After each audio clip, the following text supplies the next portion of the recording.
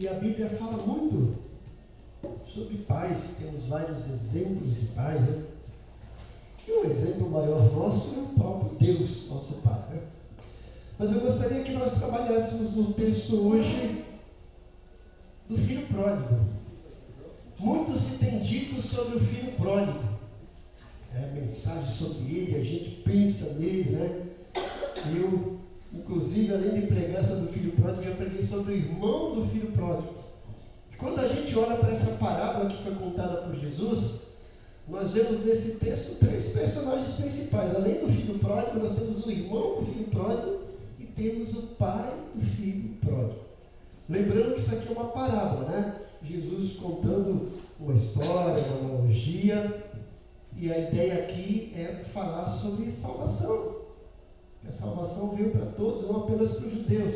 Vocês vão ver que no capítulo 15 de Lucas, nós temos primeiro a parábola da ovelha perdida, depois a parábola da moeda perdida e terminando a parábola do filho perdido, mostrando que todos esses bens são importantes para Deus, mas todos esses bens, tanto a ovelha quanto a moeda, não se compara com a vida, que é de suma importância para Deus. Então Jesus começa nesse crescente, fala da ovelha, do animal, depois fala sobre um bem, uma moeda, dracma, né? E finalmente vai falar sobre o filho perdido. E nessa parábola do filho perdido, eu gostaria que nós olhássemos para ela e pensássemos no pai do filho pródigo, e olhássemos para nós como pais. Mas você pode falar assim: eu não sou pai, e aí? Mas nós somos pais espirituais de alguém, pelo menos deveríamos ser, né? Mesmo que você não tenha ganho nenhuma pessoa para Jesus, se você ganhou, você é pai dessa pessoa. Ah, mas eu não ganhei ninguém para Jesus. Mas na igreja você pode se tornar pai espiritual de alguém. A gente lembra que José foi o pai de Jesus aqui na terra, mas não era o pai de sangue. Mas ele foi escolhido por Deus para ser o pai material aqui na terra do Filho de Deus. Deus também escolhe você para ser pai espiritual dos filhos dele aqui na terra. Mas vamos para a parábola do filho pródigo, do filho perdido, que está lá em Lucas 15, a partir do versículo 11. Lucas 15, a partir do versículo 11.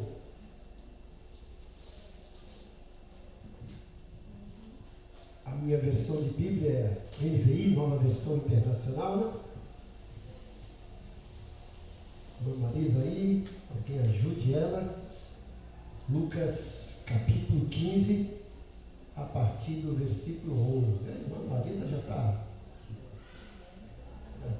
craque na Bíblia aí, né? Daqui uns dias ela já está aqui pregando, né, gente? Oh, glória a Deus, né? Receba. Orando, ela já está aí, né?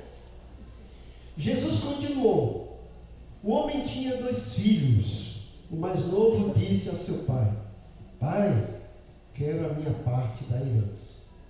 Assim ele repartiu sua propriedade entre eles. Não muito tempo depois, o filho mais novo reuniu tudo o que tinha e foi para uma região distante. E lá desperdiçou seus bens vivendo irresponsavelmente. Depois de ter gasto tudo, houve uma grande fome em toda aquela região e ele começou a passar necessidade. Por isso foi empregar-se com um dos cidadãos daquela região, que o mandou para o seu campo a fim de cuidar de porcos.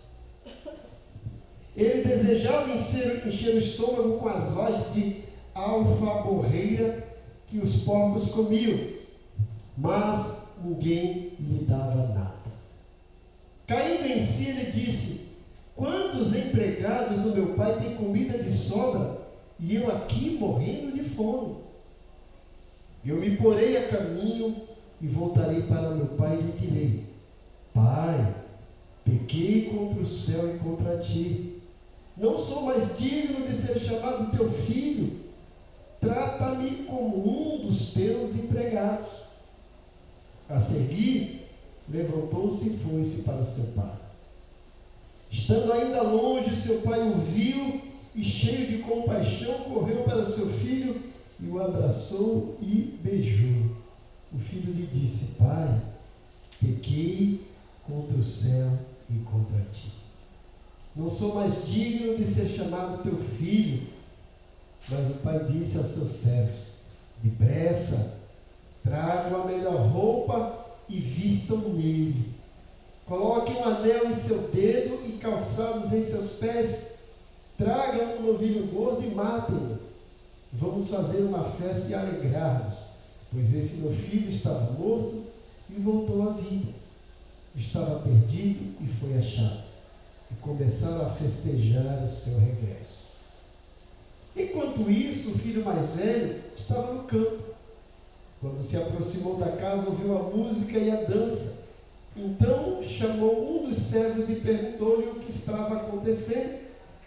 Esse lhe respondeu: seu irmão voltou, e seu pai matou um novilho gordo, porque o recebeu de volta são e salvo. O filho mais velho encheu-se de ira e não quis entrar. Então seu pai saiu e insistiu com ele. Mas ele respondeu ao seu pai: olha, todos esses anos tenho trabalhado como escravo a teu serviço, e nunca desobedeci às tuas ordens. Mas tu nunca me deste um cabrito para eu festejar com os meus amigos. Mas quando volta para casa esse teu filho, que esbanjou os teus bens com as prostitutas, matas um novilho gordo para ele.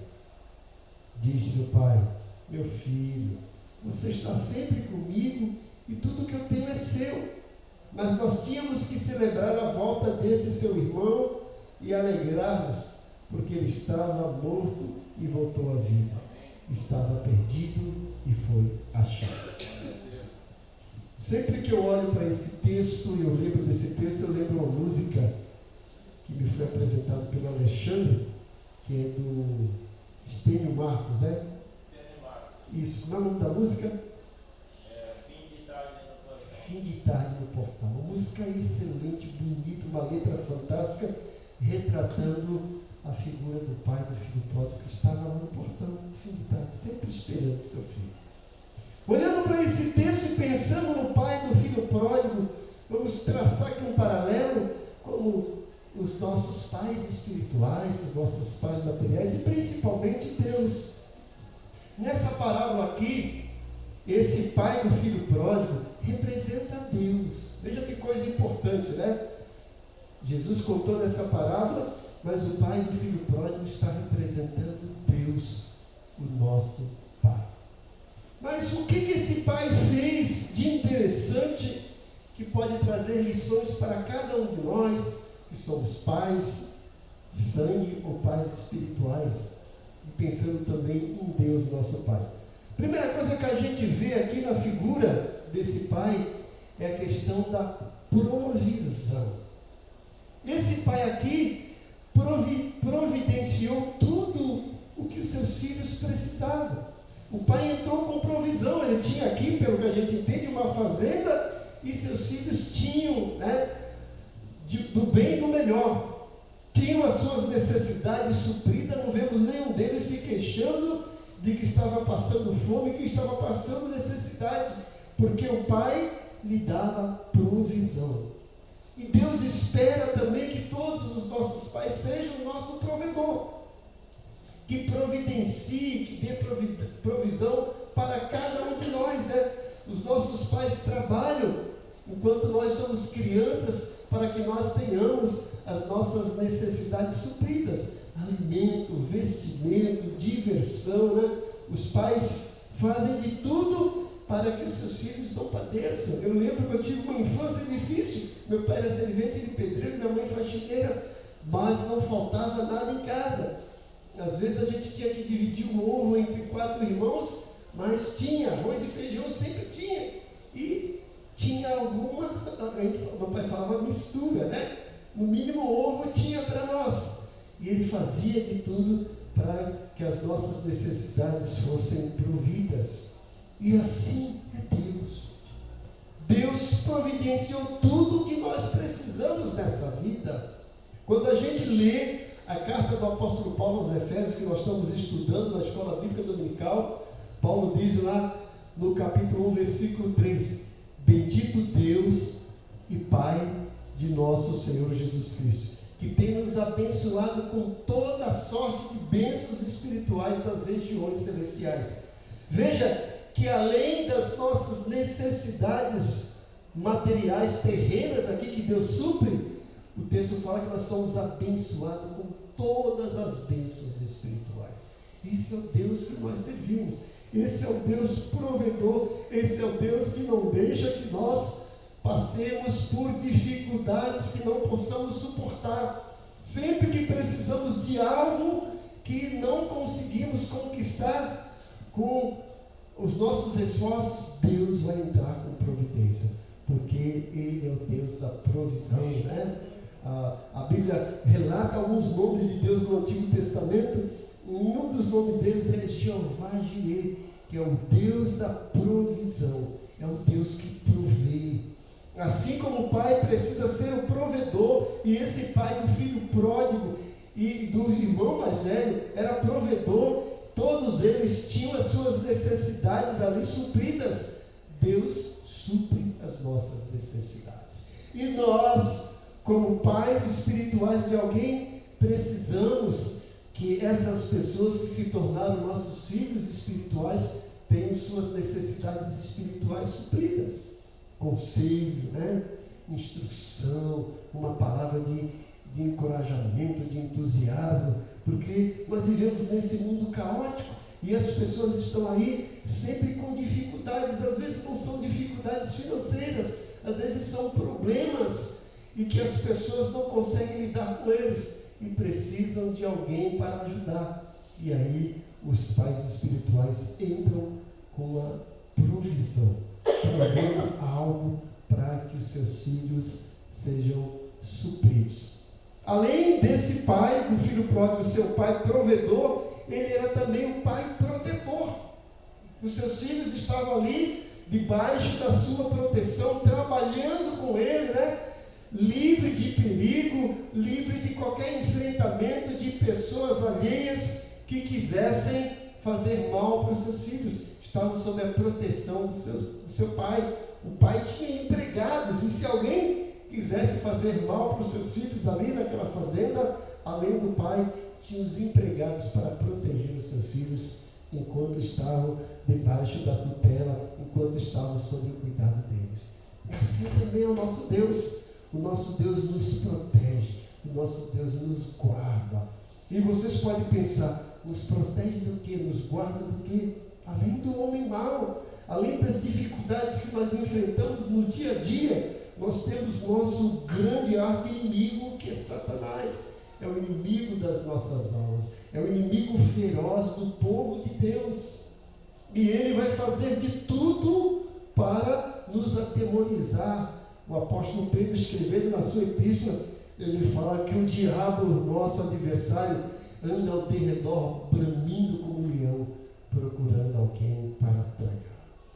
Mas nós somos protegidos por Deus. Leão da tribo de Judá, né? O diabo brame como leão, mas ele não é leão. Nós servimos ao leão da tribo de Judá. E ainda que o inferno todo se levante contra nós, que todos os principados e potestades se levantem contra nós, nós estamos protegidos pela armadura de Deus, como diz Paulo em Efésios 6, 10 ao 22. Nós temos Deus que nos protege. E a Bíblia diz que maior é aquele que está em nós do que aquele que está no mundo. Então nós temos Deus que nos protege do inimigo, nos protege das dificuldades. E aí você pode pensar, mas eu como pai espiritual, como que eu vou proteger meus filhos espirituais? Sim, você pode protegê-lo das falsas crenças, das heresias, dos falsos ensinamentos que são ensinados por aí, e às vezes um crente novo convertido se vê vítima desses ensinos errôneos que têm sido pregados por aí no mundo, ou dessas seitas religiosas que ostentam ser algo de Deus e que na verdade não é, porque não condiz com a palavra de Deus. E aí os nossos pais espirituais vão nos proteger desses ensinos errôneos, vão nos levar para o caminho da verdade. Hoje de manhã nós vimos isso em Efésios capítulo 4, né? Versículo 13 em diante, que o crente que leva a sério a Deus e que está inserido no corpo de Cristo e que está buscando a maturidade, ele não é levado por toda sorte de vento de doutrina. Ele não é como uma criança que é levado por toda sorte de doutrina, porque ele tem estabilidade espiritual. E os nossos pais espirituais vão nos dar essa estabilidade espiritual para que não sejamos levados por essa sorte de vento de doutrinas que quer nos afastar de Deus, ostentando ser um porta-voz de Deus. Está cheio de falso mestre por aí, gente, dizendo coisas em nome de Deus e que muitas vezes não são. E nós precisamos de cautela, de discernimento espiritual, precisamos de proteção para não sermos alvos desses homens fraudulentos, corruptos, que tentam torcer a palavra de Deus. E aí os nossos pais espirituais vão vir e trazer proteção para nós. Além desse pai do filho pródigo ser provedor e ser protetor, ele também aqui é apaziguador. E você pode falar, onde que tem aqui a expressão de apaziguador? Lembra que quando o filho pródigo volta para a casa do seu pai, o irmão mais velho fica aborrecido, revoltado, fica lá bicudo e vai lá reclamar com o pai, né? Olha, eu te servi todo esse tempo, tu nunca mataste um cabrito, agora vem esse teu filho, né? Ele nem fala, vem o meu irmão. Ele fala, vem esse teu outro filho e tu matas aí o animal cevado para ele. E o pai não vai dar uma dura naquele filho e dizer, você é hipócrita, né? Você não reconhece o que eu te fiz. Não, o pai vai de uma maneira dócil, vai apaziguar a ira desse filho mais velho para que não contamine o seu irmão. Ele fala de uma maneira bem dócil, né? Olha aqui o versículo 38, ele diz, meu filho. Ele não fala que, ó insensível, né? Ó seu hipócrita, né? Ó seu abestado, não. Ele fala, meu filho, você está sempre comigo. E tudo que eu tenho é seu. Mas preste atenção, nós tínhamos que celebrar a volta do seu irmão e alegrar-nos porque ele estava morto e voltou à vida, estava perdido e foi achado. Esse pai vai apaziguar a ira do filho mais velho contra o seu irmão. Ele vai promover a paz. E aí é o que Deus espera de nós que somos pais espirituais. Quando os nossos filhos espirituais estiverem inflamados com alguma coisa, com algum sentimento, com algum aborrecimento, nós não podemos ir lá e jogar gasolina na fogueira, não. Nós temos que ser apaziguador. E lembra do Sermão do Monte? Bem-aventurados pacificadores. Nós precisamos ser apaziguadores de ânimo, né? Porque tem pessoas que vai lá, né? O irmão chega assim, detonando o outro, e a gente vai lá, é verdade, é isso mesmo. Não, temos que ser apaziguadores como esse pai e como Deus é, né? Não, você não entendeu direito, olha, ele é seu irmão em Cristo. O pai disse aqui, ó, você é meu filho e ele é seu irmão. A gente precisa celebrar. E é assim que a gente tem que fazer. Quando o irmão vem nos procurar e vem detonar o outro irmão, nós temos que falar para ele, olha, calma, ele é seu irmão em Cristo. Nós somos o corpo de Cristo, você faz parte. Olha, ele é fraco nisso. Nós precisamos ajudar. E você, se está certo que você é mais maduro, se você é mais maduro, precisamos perdoar, vamos tentar ajudá-lo e não detoná-lo. Então vamos lá, gente, não jogar lenha na fogueira mais, né? Mas sermos apaziguadores, sermos pacificadores. Deus espera isso. E os nossos pais fazem isso, né? Porque eu cresci no meio de uma família que nós éramos 7 irmãos, 5 homens e 2 mulheres. Vocês acham que todo dia estava lá abraçando, meu irmão, eu te amo, você é maravilha? Às vezes a gente saía do tapa mesmo, né?